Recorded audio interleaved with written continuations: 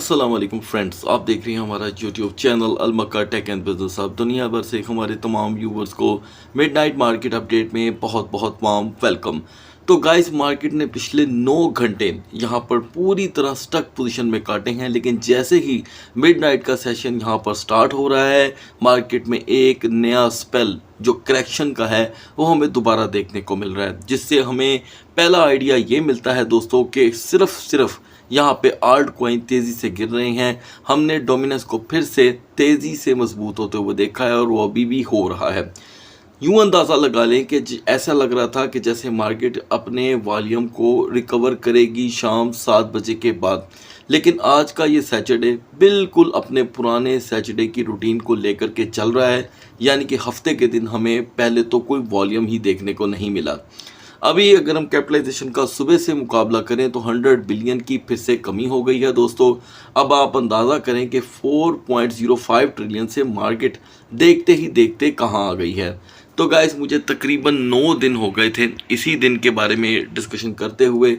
फ़िलहाल वो आपके सामने खड़ा है। बीटीसी इस वक्त खुद ट्रेंड में आ चुका है और ये इसका चौथा सेशन है। इसमें हर सेशन के मुताबिक 1.5, 1.7 और 1.3 तक की कमी हो रही है।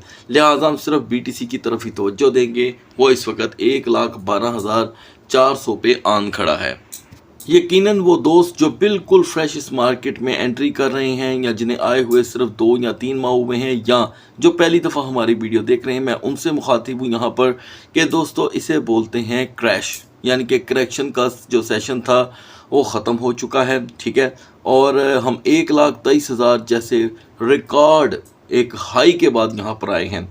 तो पहले तो मैं आपको ये बता दूँ दोस्तों कि हर दिन एतवार का दिन नहीं होता, यानी कि छुट्टी का दिन नहीं होता, इसलिए कि अगर एक महीना लंबा चौड़ा मार्केट जो है पंप लेकर के आई है, तो अब मार्केट का ये वाला पहलू है, ये भी इस मार्केट का हिस्सा है।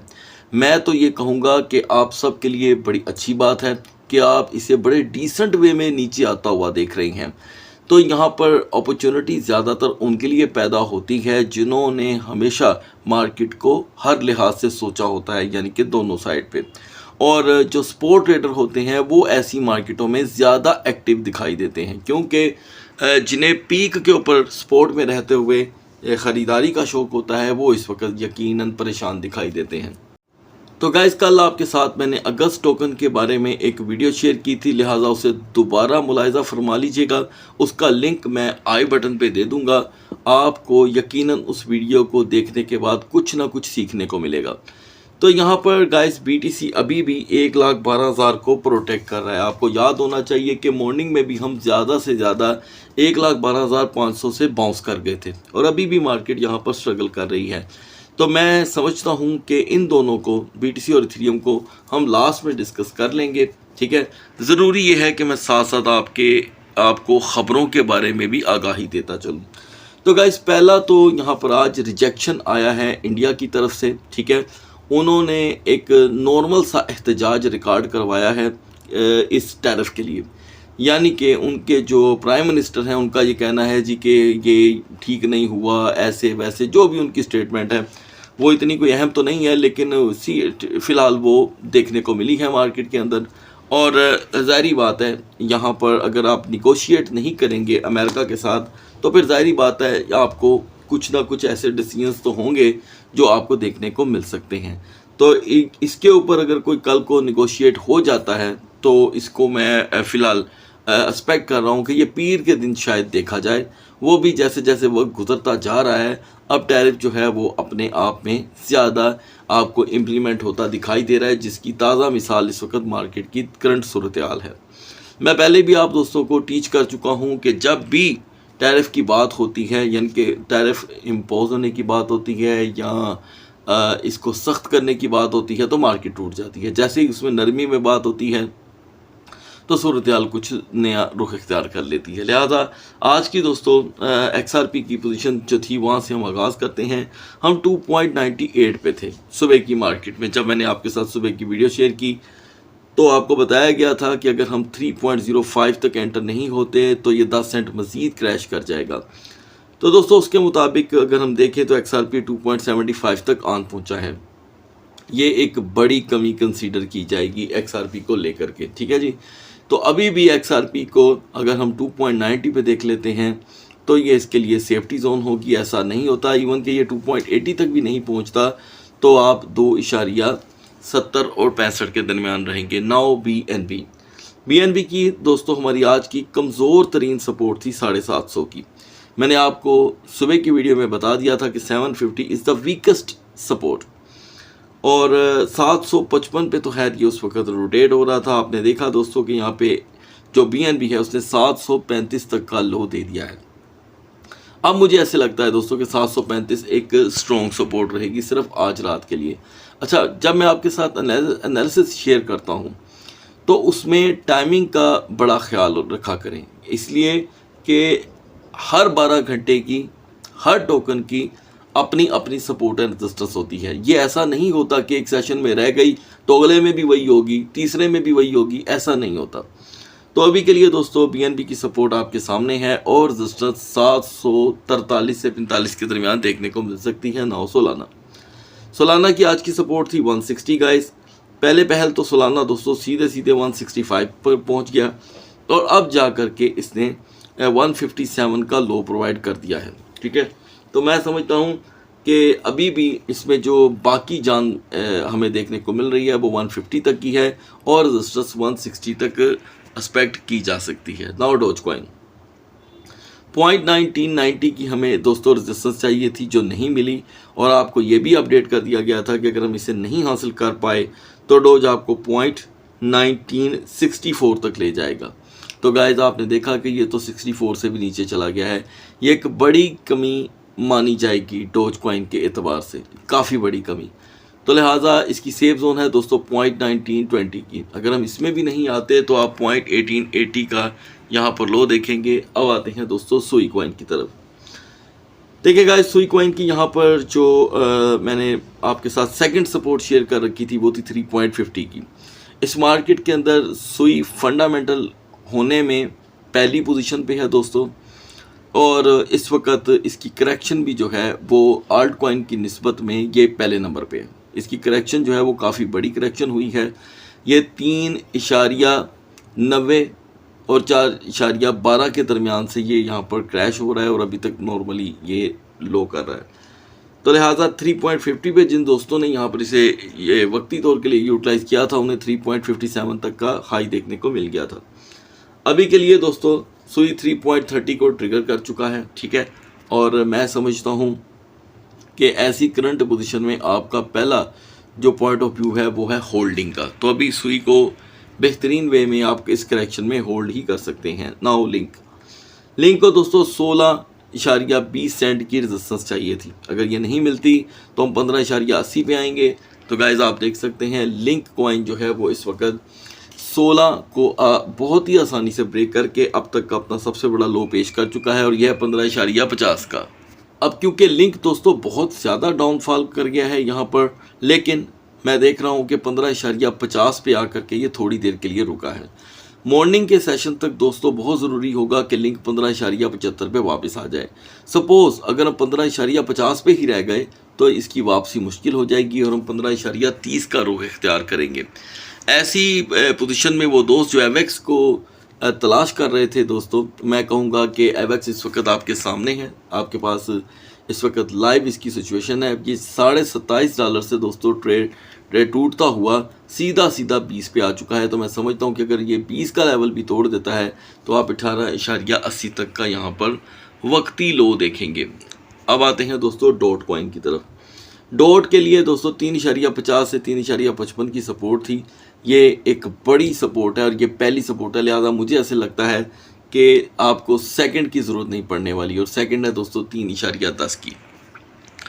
अब आते हैं दोस्तों BGP की तरफ, जिसके लिए 4.15 से 4.20 की दोस्तों सपोर्ट थी और अभी तक हम 20 तक नहीं आए। अंदाज़ा करें कि ये कितनी स्ट्रॉन्ग सपोर्ट है कि मौजूदा मार्केट के अंदर BGP अब जाकर अपना आप यहाँ पर लेकर के आया है। सो आप इसकी तरफ तवज्जो दें। मार्केटों की कंडीशन सपोर्ट की बन रही है। अब आते हैं पेपे पे। तो गाइस आप 5099 पे खड़े हैं।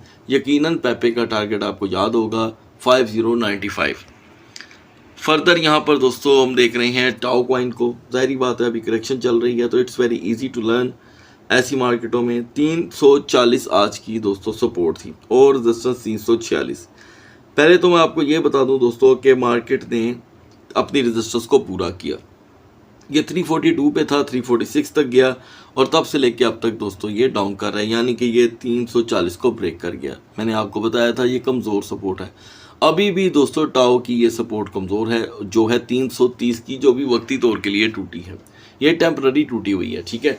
तो यहाँ पर टाओ इतनी पोटेंशियल रखता है कि अगर ये 45 मिनट पूरे कर ले 330 पे तो ये आसानी से 333 334 तक वापसी कर सकता है, इससे ज़्यादा नहीं है। लेकिन अगर हम यहीं पे रह जाते हैं मॉर्निंग सेशन तक, क्योंकि सारी बात है इतवार है तो वॉल्यूम थोड़ा वो निकलेगा निस्बत सैटरडे के, तो आपको रिवर्सल दोस्तों 325 से 323 का टेम्पररी तौर पे देखने को मिलेगा। फर्दर गाइस यहाँ पर अभी हम देख रहे हैं कि वो टोकन जो मुसलसल ट्रेंड कर रहे थे पेंग्यू, उसमें एक बड़ी नॉर्मल सी कमी वाक़या हुई है, कोई इतनी ज़्यादा बड़ी नहीं है। अब आते हैं दोस्तों ट्रम्प कॉइन की तरफ। सुबह दोस्तों इसे हमने क्लोज कर दिया था क्योंकि इसने 8.60 तक का लो दे दिया था और मज़ीद इसे डिस्कस नहीं किया गया था। अभी के लिए यहाँ पर ट्रम्प कॉइन को 8.65 की रेजिस्टेंस चाहिए। सपोज अगर हम 8.50 पे ही रह जाते हैं तो हम 8.30 की सपोर्ट देखेंगे। अब बढ़ते हैं BTC और इथेरियम के कैंडल चार्ट की तरफ।